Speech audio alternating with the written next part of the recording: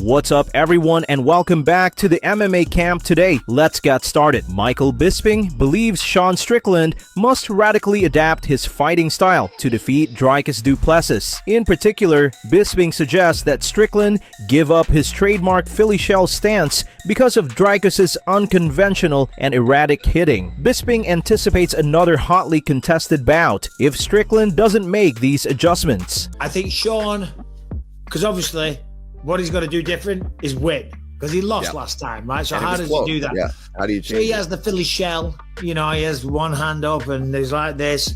I think he needs to abandon that. He needs to have both hands up, because the way Dricus comes forward and swings the way that he does, if you got both hands up, you got a better chance of blocking them, okay? And he hasn't done that Philly shell all of his life. I remember training with Sean back in the day, and he never used to do that. So I say for this one, never mind that. Get both hands up. You got to go forward, and he's got to be more aggressive. He's got to fight more like the version of himself at the press conference. I understand why he doesn't. I understand this. It's being smart. It's using a fight IQ. It's controlling your emotions, fighting behind the jab. This is all really, really good things to do. But for this one, he's got to bite down on his mouthpiece and meet Dricus head on. Otherwise, he's going to go through him again. He's going to force him on the back foot for the most part. He'll land the takedowns. He'll get a little bit of control, and it'll be another close fight. Sean's got to really, it's on Sean to make all the changes. Oh, yeah. And especially now, because now Dricus is the champ. Now he's the one that's in the driver's seat of this situation. He's the one coming off of the win in the last fight. And it was a close fight, and he was the one that got the decision. So you're right. I mean, it's Sean that's got to be making it clear without a doubt that he's the winner of this fight if he doesn't get a finish. Henry Cejudo and Kamaru Usman discussed Israel Adesanya's knockout loss against Nasruddin Imavov. Referee Mark Goddard intervened when Izzy was poked in the eye at the beginning of the second round. Izzy, however, indicated that he was okay to proceed and refused to take any rest time. Izzy changed his stance from southpaw to orthodox as the bout resumed. Imavov took advantage of the situation right away, cutting the distance and hitting a right hand to end the fight. Usman and Cejudo think that Izzy's change of stance was a key factor in how the bout turned out. Izzy was doing everything. He's doing what he needed to do. He looked good. He looked sharp. He looked fast. Izzy was landing. Izzy was trying to keep him off balance. He attempted a couple takedowns early in the fight, Henry, as you saw. That kind of puts little things in your head. Izzy gets poked in the eye, chooses to continue, switches stances, and then Imavov, he's very sneaky with that right hand, comes over the top, lands it flush. He wasn't out of there, but that follow-up put him down completely. You said something that hit the nail on the head, Kamar, and I'm glad you kind of brought it up. He switched stance like in fight zone. He was southpaw, he threw the kick, and then he switched stance, and he switched stance again. When he switched stance again, Imavov just freaking catch him with that overhand right, and that's pretty much all she wrote. It only takes one hand in mixed martial arts. It's not boxing, it's not kickboxing. That 4-ounce glove changes everything. I feel like Izzy is still dangerous. I feel like, to me, it's like this was one of the fights where he just got caught. Both guys look good. Shout out to Imavov. He's definitely elevated himself to that very, very short list, Henry, of potential next contender for that team. Fans are speculating as Jon Jones is expected to make a significant announcement. The announcement, according to many, may finally validate the eagerly awaited bout with interim heavyweight champion Tom Aspinall. When Jon initially shared this with X, he wrote, "In 24 hours, I'll be making a huge announcement." And still, after that, he shared this on Instagram, writing, "In 24 hours, I have a big announcement. Get ready, the champ is here." Daniel Cormier doesn't think Israel Adesanya is done after his knockout loss to Nasruddin Imavov. Izzy has only won one of his last 5 fights and has now lost 3 straight. DC maintains that Izzy can still compete at a high level in the sport despite the difficult period and does not see him challenging for titles again.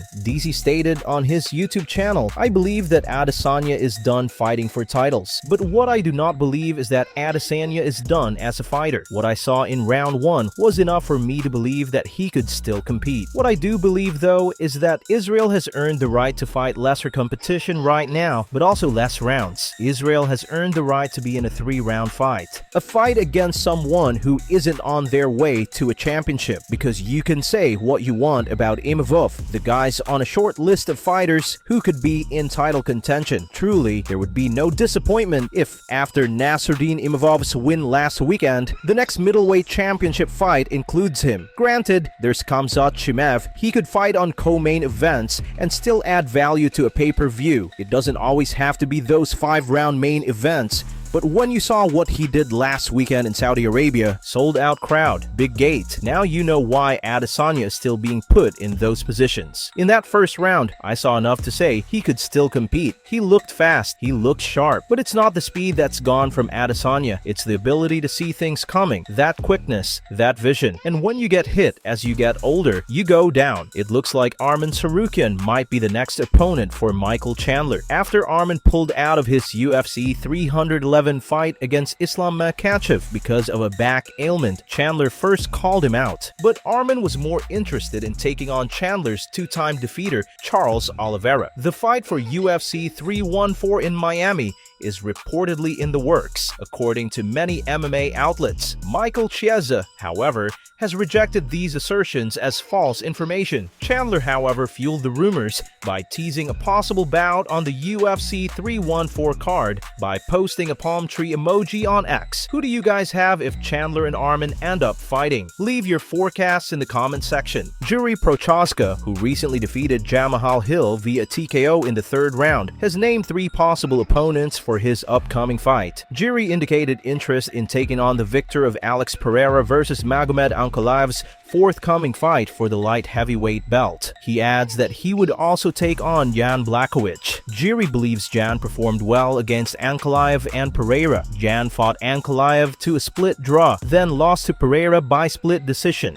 With Alex, I would like to fight him like in my next opponent, but right now is I don't like to push it. If the UFC and negotiation about that wants to prove me with some opponent, like I said, I see the 3 guys there who's from top 5, like the challenge for me, because I don't want to fight other guys.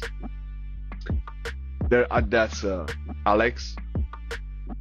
There is Ankalaev, and third one is we spoke about Jan Blachowicz, because he showed a really nice performance against Ankalaev too. Ankalaev against Alex too. So one of these 3, for me, I like to stand, and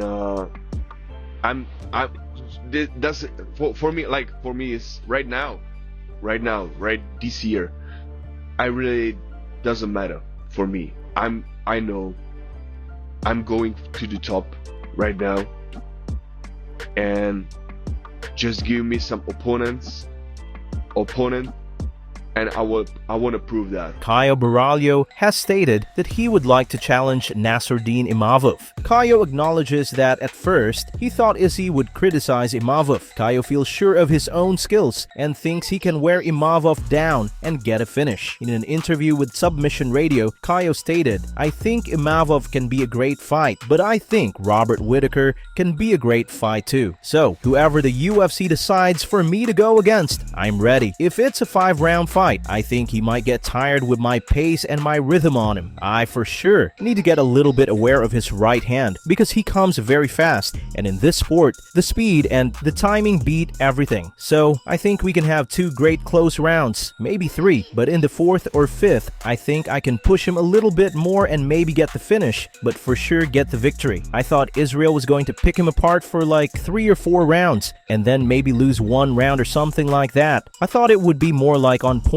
to get hit and all that, but I think he was good at hitting somebody, but wasn't that good when he got hit. I think he might be a little off on the fight time, the sparring time and all that. He's not in his prime, for sure, but it's hard to say because the guy has been the GOAT for so long, been so good for so long. It's hard to see the guy losing that way, but I think he made a wrong choice when he switched the stance too close to Imavov. Because when you switch the stance, you need to be a little bit far away from the guy so you can adjust, and the guy can adjust too. But I think he switched his stance so close to Imavov and he didn't have time to adapt, and then he got clipped. Footage of Kevin Lee being badly knocked down after a sparring practice surfaced online. Mirali Husseinov, a professional MMA fighter with a 9-3 record, was Lee's trainer. Kevin tried a flying knee during the exchange, but Mirali hit him with an overhand right, landing him face first on the mat.